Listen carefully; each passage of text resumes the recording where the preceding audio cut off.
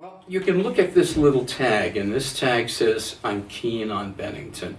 When we moved here because we fell in love with Bennington. And the longer we've been here, the more in love we've been with its people. I've served on the board of the Better Bennington Corporation. I'm one of the founders of the Bennington Economic Development Partners. I've been lucky enough to have Governor Shumlin appoint me to the Vermont Economic Progress Council. So what is the biggest challenge facing Bennington today, and how should the board approach it? The biggest challenge is in a state which is losing population, to find ways to certainly market ourselves, to have people interested to come here not only as visitors, not only as tourists, and not only for events, but to really begin to look at Bennington the way my wife and I did, the way countless others have done, as this is a place to live. This is a place to contribute to the society, and this is a place to grow. This is a great place to live. It's a great place to work. It's got to be a better place for people who need to work here.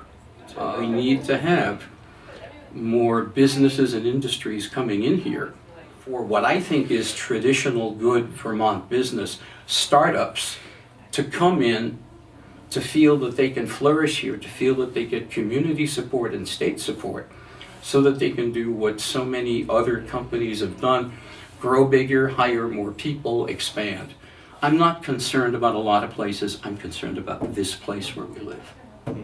The possibility of merging the Bennington Fire Department and the Bennington Rural Fire Department has been discussed recently. How should the board approach this issue? I think it should listen to both the fire departments and it should listen to the public.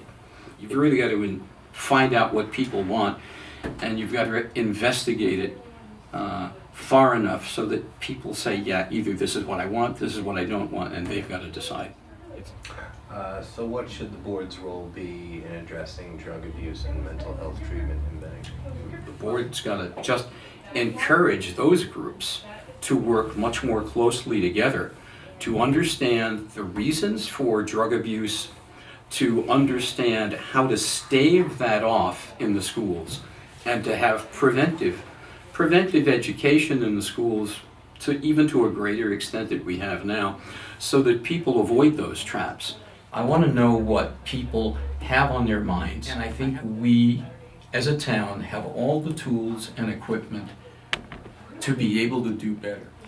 I ask for your vote, and I promise you that if you vote for me, I will work as hard for you as I've ever worked for anybody, and that's really all I've got to say.